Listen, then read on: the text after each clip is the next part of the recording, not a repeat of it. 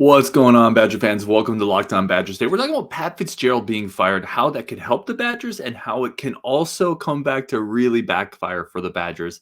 We're also going to talk Jackson McAndrew and then get a bunch of your comments into the show, as always, on Wisconsin. And let's go. You are Locked On Badgers, your daily podcast on the Wisconsin Badgers. Part of the Locked On Podcast Network, your team every day. What is going on, Badger fans? Welcome to another episode of Locked On Badgers, your team every single day. Really do appreciate, as always, everybody tuning in, everybody making the journey, allowing us to be a very small part of your day. It's incredibly humbling and unbelievably appreciated. So thank you for that.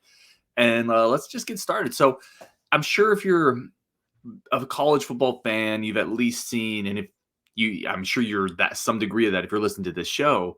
You've seen the Pat Fitzgerald news, right? Pat Fitzgerald, Northwestern head coach, was put on suspension over potential hazing issues.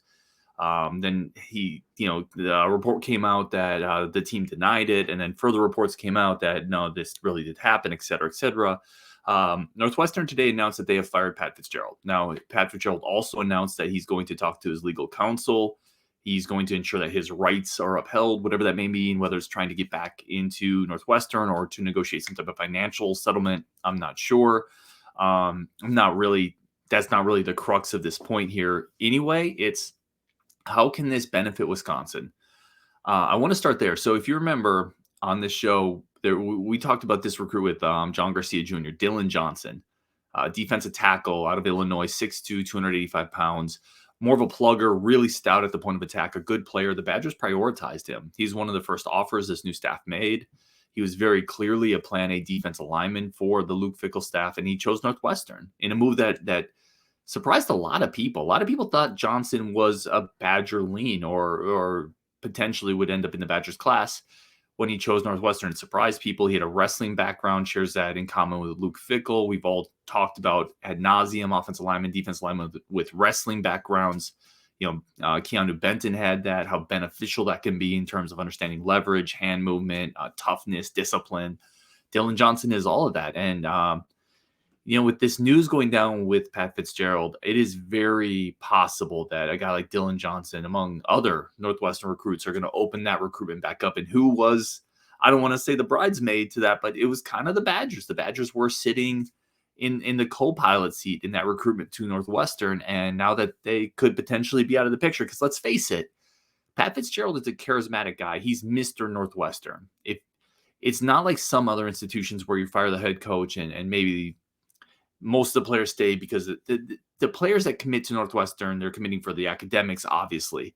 But Pat Fitzgerald, who's been there, I think, 17 years, plays a major role in that as the figurehead of that program. So, I wouldn't be surprised at all to see Dillan Johnson open that recruitment back up. I wouldn't be surprised at all to see the Badgers kick the tires there. And then given a topic that we've talked about a lot, the defensive line recruiting, that could play out really well for the Badgers. They still have that need, and they certainly had interest in Dillan Johnson. So, that part of this could, in the short term, benefit the Badgers. Here's where I'm interested. Where does Northwestern pivot? Do they pivot to a certain Midwestern kid with a great defensive coordinator pedigree, right, who has an upstanding reputation in the industry? Do they pivot towards a guy like Jim Leonhard, right? Is Jim Leonhard somebody that would make sense for Northwestern to look at on the coaching trail? And is that a place that it would make sense for Jim Leonhard to go to? I want to be very clear on something with Pat Fitzgerald as well. I've talked about this in my shows before when I did coaching rankings. I thought Pat Fitzgerald has been one of the most overrated coaches for years. I'm telling you right now, I think Northwestern was totally okay with Pat Fitzgerald giving them a reason to fire him, right? Look at what he's done. He has this reputation that I just don't understand. Because he won a Big Ten West title in the COVID season. The Northwestern is not the dump. It's not a dumpster fire. There's great academics, great facilities. They're in the Big Ten. Like, it shouldn't be this enormous crowning achievement to win the Big Ten West. And keep in mind, outside of that, which was the COVID year, his last 3 Big Ten years, he's won 3 Big Ten games. He was 1-8 in the Big Ten last year, 1-8 in Big Ten the year before that. He's been really bad in 3 of the last 4 years. So if I'm Northwestern, This gave me, and now again, not that anybody wants a hazing incident or a potential sexual assault incident, but it kind of gave them a very clean way to break with Pat Fitzgerald without upsetting a lot of alumni, a lot of donors, a lot of former players who really hold Fitzgerald into kind of that mode, that iconic mode where it's like a Kirk Ferentz mode, right? With less success, by the way, where it's hard to get rid of those guys unless they give you a reason to. And I think his football act there was starting to get stale. And honestly, this could work out from a football standpoint. Again, I don't want to minimize anything that potentially happened to any players. And I don't want to even get into what happened or didn't happen because I don't have the facts or details and I haven't taken the time to look at that. But from a football standpoint, Northwestern can pivot from what had been becoming kind of a stale Pat Fitzgerald program. And what if they pivot towards a Jim Leonhard, right? What if they pivot towards somebody who could make them a lot better?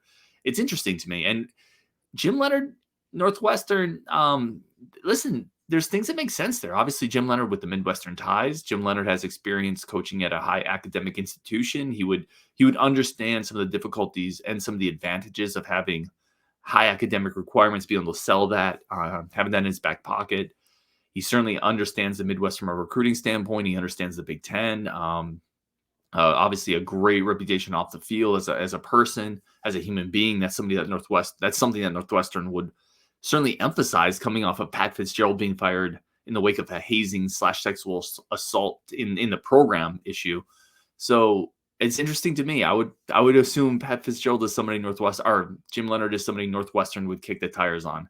I really do. I think that's interesting. But in the short term, again, look for the Badgers to pivot back to Dillan Johnson. They need defensive line help. He's somebody they prioritized. And I got to think a lot of Northwestern's commits are going to be up for poaching season right now while Northwestern is in complete chaos. So that's interesting to me. We're going to come back. We're talking about Jackson McAndrew. So much talk about Con Knippel for obvious reasons. Let's talk Jackson McAndrew a little bit. And then you guys, there's a ton of great comments I haven't been able to get back on the show. I want to throw those up here, talk a little bit about basketball recruiting, football recruiting, ceilings, receiver depth charts, a bunch of stuff that y'all had to bring to the table. I'm going to get into that next on Locked On Badgers. But first, today's show is brought to you by our good friends over at Bird Dogs. Listen, I've talked about Bird Dogs a lot. Bird Dogs are comfortable. They're moisture wicking. They are flexible. They look great on you. But they're also athletic. You can throw the Bird Dogs on, and then you remember the Pick Your Own Adventure books? That's what Bird Dogs are. Throw the Bird Dogs on. Go out of the house. Pick your own adventure. You want to turn left, go to the basketball court? You can do that in the Bird Dogs. You want to turn right?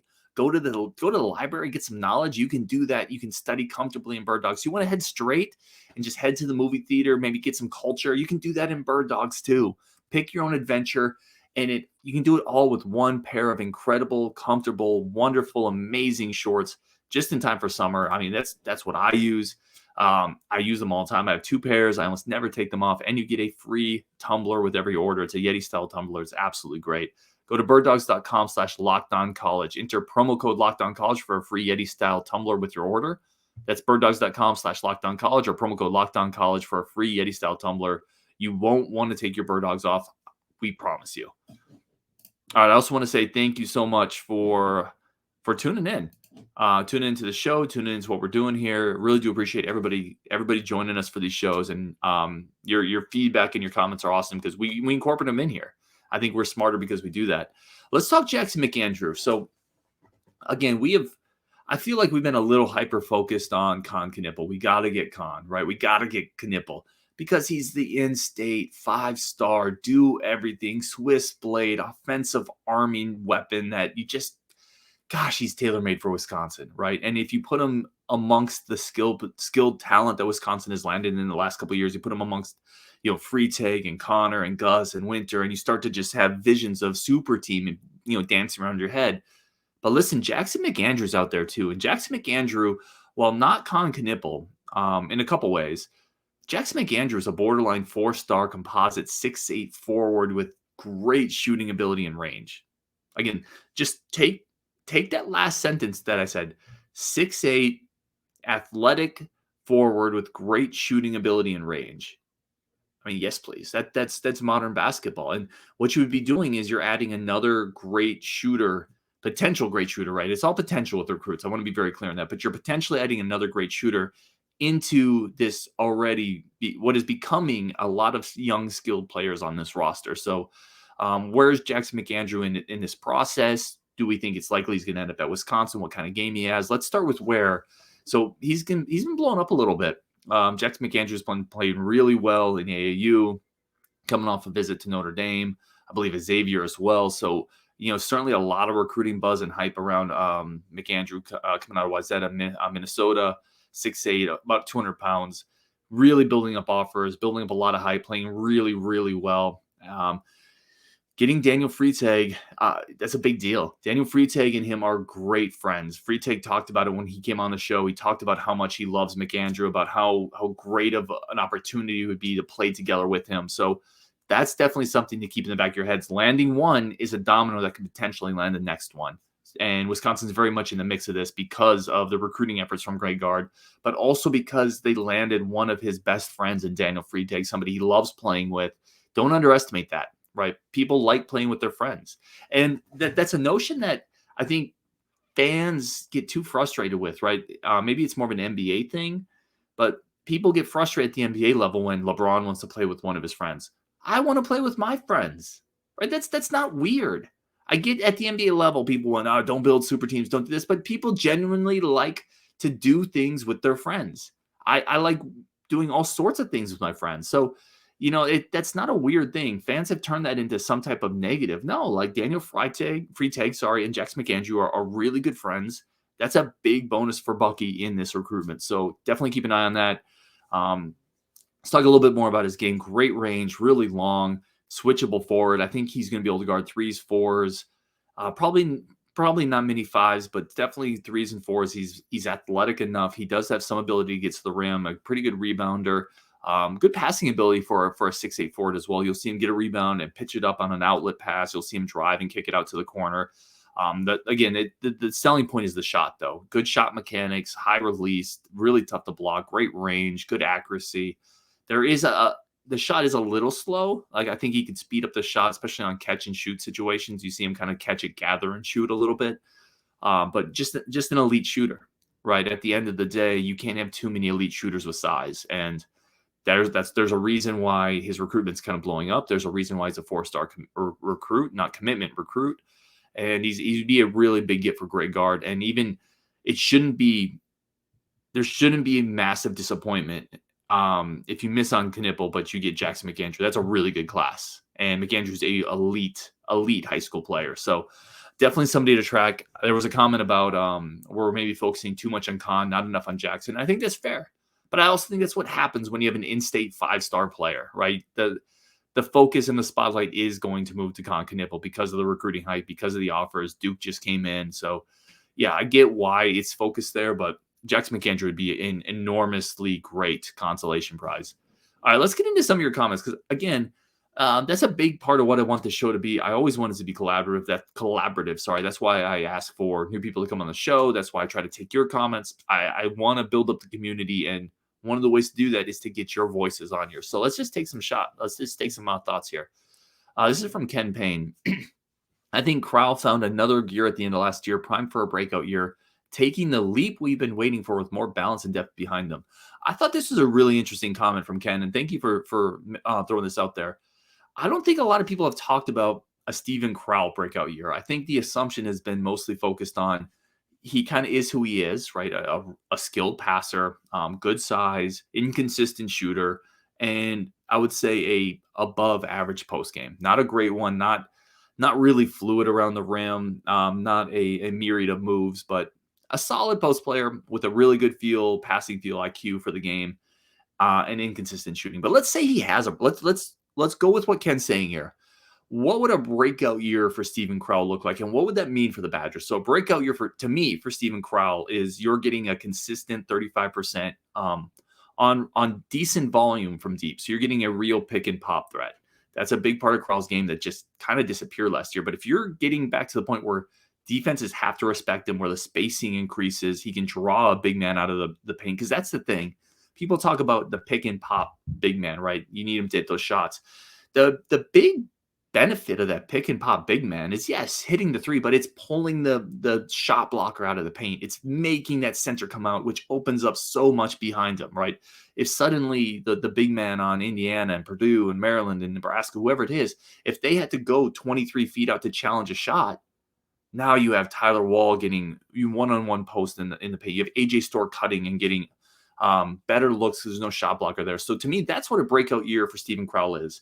The same type of passing ability, a little better in the post. I don't think he's got a ton of on-tap potential in the post, but I do think he has on-tap potential from the arc. And if you get that, it opens up everything. How likely is that? I actually don't think it's crazy. I think he's got a decent shot. I think it just didn't come together last year, but we'll see. That would be a huge get, though, if we could get another gear of Steven Crowell. And I think that another gear would be consistent three-point shooting. Let's talk about this is a Hills plays. Then this is something I talked about earlier, and this is actually why I put that whole segment about Jackson McAndrew in there. He said, we keep talking about Con, but what do you think the chances of getting McAndrew is? He seems to keep rising in the rankings. Yeah, no, thank you for this question. I turned this whole question into that previous segment because I agree. All we're doing is talking about Con, but McAndrew is a big time Plan A type target as well. He's not a consolation prize, and it'd be a massive get for Greg Gard. This is from MB Anderson 83. I thought this was a really great comment as well. He said, it's not because in the previous show, we talked about the 6 4-star composite recruits in this Badgers football class. And what MB Anderson is saying here, it's not just the 6 4-stars, but the breadth. 5 of the 6 are at different positions. We've had some really good classes, but those 4-stars are usually comprised of mostly O-line. I think this is a great point. And this is something Brian Smith talked about when he's on the show. Not all 4-stars are created equal, right? A 4-star offensive guard, God bless his soul, is not equal to a 4-star cornerback in today's football, right? And it's no different than any other position, right? An elite catcher in baseball is worth more than an elite second baseman. They're harder to find. It doesn't make the elite second baseman not a valuable piece. You'll always take an all-star second baseman, but if you can get an all-star catcher, it matters more, right? Basketball's not that different. If you can get an all-star point guard, it matters more in today's game of NBA than an all-star center. It just does. And in football, a 4-star quarterback, a receiver, a left tackle, a pass rusher, a cornerback, those just matter more than other positions. Running back, tight end, linebacker, safety, and kicker putter, obviously, but offensive guard, center. And this is a great point. A lot of our previous elite recruiting classes were built around a bevy of 4- and 5-star offensive linemen, which are great gets. You need elite offensive linemen, but you kind of need elite spots at other positions more in today's football. So getting, a 4-star corner, right? The 4-star quarterback, those type of positions are just so huge and they're inherently more valuable. Now you still need to build up the offensive line. We talked about it on the previous show. I think the staff has done a great job of rebounding from some early misses on the offensive line to build out a 5-man class that's really strong. So you still have that strong offensive line class, but now you've added some 4-star talent, at receiver, at tight end, at cornerback, at quarterback. It's a big deal. I think this is a great point from MB Anderson, which definitely appreciate the comment. This is from Mark. He said, listening to you guys talk about basketball player minutes, it makes me wonder if that's something Vegas sports books let you even bet on. So, Mark, I don't think so. I've never seen it, but I would love that they would. And then I thought about your comment more, and I said, what are 2 players' minutes that I think are going to be higher than everybody thinks, and what are 2 players' minutes I think are going to be lower than everybody thinks? So, one of them, I think Gus Yalden's minutes are going to exceed what the general public thinks. I think he's going to be able to play right away. I think he's your backup 5, and in moments where maybe Steven Crowell gets in foul trouble or is ineffective, there have been bouts of inconsistency with Steven Crowell. There could be games where Yalden's getting 20 minutes. That wouldn't shock me at all. So I think Yalden is a guy who's going to get more minutes. And the other one is John Blackwell Jr. So he's a guy that originally I said, I think he's going to redshirt. Justin and I had that conversation, but talking to more people, hearing early reports, I think he's a guy that might be able to eke out a rotation spot because he is a big physical guard and he gives you something that we don't have a lot of on this roster. If he can shoot consistently, I think his minutes are going to be higher than people think. 2 players that I think are going to be a little lower. I think Steven Crowell could be a little lower. And quite frankly, I think this is somebody I thought I've been off on this. I was off on this last year. I just don't know if Kamari McGee's going to play. I still see some people penciling into that backup point guard spot. I think that might be Max Klesmit. And then if John Blackwell takes some minutes, it's got to come from somewhere. And it's not going to come from Chucky. It's not going to come from Connor. So I think that could be two players that don't play quite as much as some people are thinking. This one's from Jay Daly. He just said, Brian Calhoun is the forgotten Badger running back. Only 1 year, but absolutely electric. Would have loved to see him in that second year, but one of the best single seasons ever. That's from Jay Daly, 100%. Listen, Brian Calhoun was the centerpiece, the nuclei of one of the single greatest rushing performances from a gutsy standpoint that I've ever seen. That game against Michigan, that ended with the quarterback sneak for a touchdown. We beat Michigan, incredible game. I think Calhoun touched the ball 43 times in that game, if I remember, between carries and catches. We had him on the show. We talked about this, and he said, not only did I have a ton of touches, but Michigan was like extra shots, hitting him hard. Just Calhoun was incredible, absolutely incredible. And yeah, I 100% agree, Jay Daly. He's definitely one of the, I wouldn't say forgotten. Like, people who saw Calhoun know how good he was, but he doesn't get put on the pantheon in terms of individual great seasons as much as I think he should. All right, we're going to take a very quick break here, then come back with a bunch more of your comments, including, should we keep recruiting the running back spot, or does that put us in position to get some decommits? I want to talk a little bit about Tommy McIntosh, Emerson Mandel. A lot more of your comments coming up on Locked On Badgers, but first, a quick break for our friends of the show. Welcome back to Locked On Badgers. Really do appreciate everybody tuning in. You guys and gals are amazing and incredible. Let's just keep this conversation going. Let's keep talking Badgers, because what else are we here to do? This is from Bucky63. He said, going after Jones, be careful. He's talking about Dillan Jones, the running back now. You may have some decommit. So he's speaking to the point that, Darian Dupree, Gideon Atuka, you have two running backs in this class. Do you keep going after that third guy who is an elite prospect? My answer is yes, right? It just is. It's yes. Now, there's a couple things here. Yes, first of all, communication's key. I'm not privy to what the coaches are telling the recruits, obviously. If you're talking to Darian Dupree and Dillan Jones, and they're both saying, I will absolutely not be a part of a three-man class, well, there's your answer, right? Then you already have Darian Dupree. That's your answer. But I would say this, decommits can happen anyway. Decommits can happen anyway and have nothing to do with you. So you better be keeping irons in the fire hot for all the positions, just in case, right? Because the last thing you want to do is say, nope, we're good. Running back position sealed up. Let's put that pickle jar in the cellar and we'll open it later. Because if one of your dudes decommits and you haven't been keeping other irons in the fire, you find yourself in a scrambling position. So I would say you keep going after Jones because he's an elite talent. You can never have too much elite talent. That's how the great programs build. And if somebody decommits, they decommit. Again, communication's paramount. I trust the staff is doing that. This one's from Toby Early. He said, come to Las Vegas and watch the game. My treat. Let's go, Toby. Yes. If I'm ever in Vegas during football season, I will absolutely hit you up on that. I did on Badgers After Dark, I talked about how I struggled to find somebody to watch a game with at times because I'm in Connecticut, and how I got really creepy and walked back into a store with a guy there. There's a Badger fan in there, and I tried to finagle him to come over to my basement to watch a game. It was a disaster. So I do appreciate it, Toby. If I'm ever in Vegas, I'll definitely hit you up on that. This is from Paul Buckeye. You have a great podcast, Ryan. I wish you could do ours. Listen, what's the NIL deal at Ohio State? What kind of NIL product can I get over there? Can the Buckeyes swing me? Listen, I'm a Badger fan through and through, but I got mortgages to pay. No, I'm kidding. I love being a member of the Locked On Badger community. I absolutely love it. And there's no Ohio State NIL deal you guys could throw at me to lure me over to that side. Let's keep going. Let's see. Zach Schoenberg says, I haven't been this excited about Badger football since Barry was coach. I'm interested. The reason I put this comment up is because I'm a bit of a younger fan. So, it's all relative, right? I'm about 40.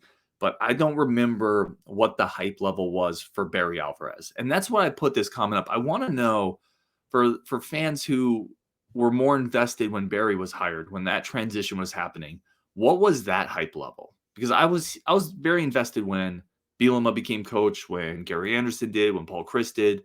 The hype level here for Luke Fickell is higher than all of that. But what was it like for Barry Alvarez? Did people expect great things? Did he come in and set the world on fire? I certainly remember his speech because I've seen it. You better get your tickets now because pretty soon you won't be able to. I mean, that's awesome, right? That's Barry Alvarez type stuff. But did people expect big things? Someone let me know what the hype level was for Barry Alvarez when he was hired. I'm very curious.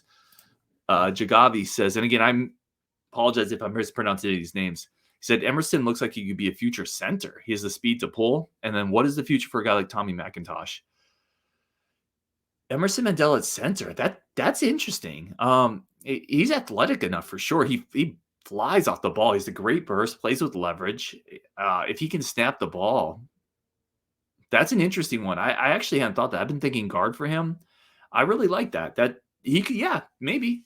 I could definitely see Mandel at center with his athleticism. That would be an interesting one, and he would have the ability to be a really good center because I think he has the athleticism to get to the outside from the center spot. Which, if you think back to Badger centers that have done that, that's like Peter Kahn's type stuff. So, yeah, I'm interested. And then future for a guy like Tommy McIntosh, I think he's a weapon. I really do. I think Tommy McIntosh is the type of guy that you can use situationally to create mismatches, right? You move them around the chessboard, the football field, and if you get them matched up on in the red zone, maybe you bring them in and see if you can get them isolated on a smaller corner, or if they are trying to guard him with a safety or a linebacker, I think he has the speed to take the top off of that. So I think he's a mismatch guy, and if you have a head coach or an offensive coordinator like Phil Longo, I think he's going to exploit mismatch guys. So I'm excited about that one. Ryan said, no way Tretch will see the field this year, nor should he. I tend to agree with this. I tend to agree the depth is there's too many bodies at receiver. Barring injury, which every conversation about football depth charts is to some degree barring injury. If he had enrolled in spring, and I love Tretch Kekahuna, by the way. Tretch is a longtime favorite of the Locked On Badgers show, both myself and Rajiv as well. I just think there's too many bodies at the receiver spot, and I think getting started in spring would have been really helpful for him. This one's from the Playmaker. Top 4 pass catchers, in my opinion. Dike, Pauling, Green, and Cundiff. The Cundiff one is interesting. Listen, we've seen Cundiff have some ability to get behind linebackers, to definitely catch the ball in traffic. He was a guy when he committed, I thought was underrated, coming from a place that didn't have a lot of eyeballs on him in Kansas. Yeah, I like it. I like the list. We're going to do a whole show where we try to predict what goes where. DK, I think, to me, is definitely in that list. I think Pauling is. Green, if he's healthy, is. Cundiff is the only one here that's interesting. But if a tight end's going to do it, it's going to be Cundiff, in my opinion. He's going to be healthy. I think his injuries have been freakish. They haven't been the type that lend themselves to being hurt again, typically. So I like the prediction, Playmaker. Thank you for jumping it in there. This is from Why Even Try Brotendo. He said, just looked up the class and we are ridiculously, in caps, ridiculously. I need to emphasize that. Just looked up the class and we are ridiculously overrating it. Possible. Listen, here's the thing with recruiting. And this is what I always tell people that say, don't get too exciting. It's just recruiting. If you're one of the people who's not going to ever get that excited about recruiting or drafting until you see the finished product, then that's fine. Like, there's nothing wrong with that. Fans can fan in all sorts of ways, and I'll never tell a fan how to fan. But if you're going to be excited about recruiting, like you're going to follow it, you're going to follow the highs and the lows. You're going to be bummed when Corey Smith doesn't end up signing with Wisconsin or Garrett Sexton or Nathan Rowe, but you're going to be excited when you get a Haywood. If you're one of the people like me, one of the crazies that follows recruiting, then I don't know how you can look at this class and say it's ridiculously overrated. I just don't know how. You have 6 composite 4-stars last I checked. I think you're 4th in the Big Ten per the 247 composite, and this is Luke Fickell's first full cycle. I think he's done a tremendous job. Perfect? No. Should he continue to get better? Yeah, I think so. Did he do a great job in state? No, but first year, I think he's doing really well. I think he's done really, really well. Let's keep going here. Monty D said, I agree with Cannonell on DK. The other receivers must prove themselves worthy. Yeah, I agree with that. I think DK gets undersold a little bit. The point I made with Justin was the things he does aren't flashy, and because they're not flashy, they don't get talked about as much, but that doesn't mean they're not important, right? Being dependable, being consistent, being healthy, being durable, having good hands, running good routes, being a good chemistry guy, knowing the playbook.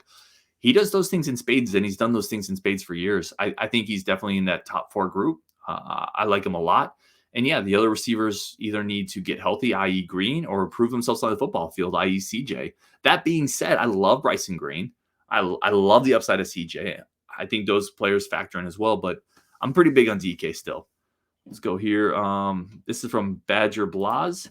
I hate when you guys talk Gilmore and Dunn. You guys are better than that. So I definitely wanted to get this up there because I want to emphasize that I'm not trying to take shots at anybody. When I talk, you're right. We probably shouldn't talk Jack Dunn anymore.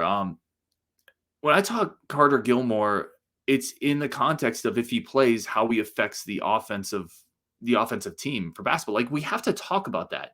And there were clips I put up on Twitter last year, or at least sent them to Justin and Rashid. You can see how Carter Gilmore negatively impacts the offense. It just is what it is. And one of the things I do on this show, what I think we do on this show is we're honest. We are honest, and it doesn't mean we're jerks about it. I will never come on here and crush a kid. That's never the goal. I'll never make it personal. We talk about the game. And the fact of the matter is, unless Carter Gilmore gets better, like he doesn't create spacing on offense because the defense sags off of him. It makes it difficult for everybody else. I'm rooting for him. If Carter Gilmore came out next year, shot the ball better, helped create more spacing, I know that he's going to play his butt off, and defensively he's just fine. I would love that. That's a win for me. I would love for that to happen, but it didn't happen last year, and it hurt the offense. I think that's fair to have that discussion, but I will never. The goal is to never cross the line and to never, ever make it personal. And I hope I don't do that. If I do, I apologize.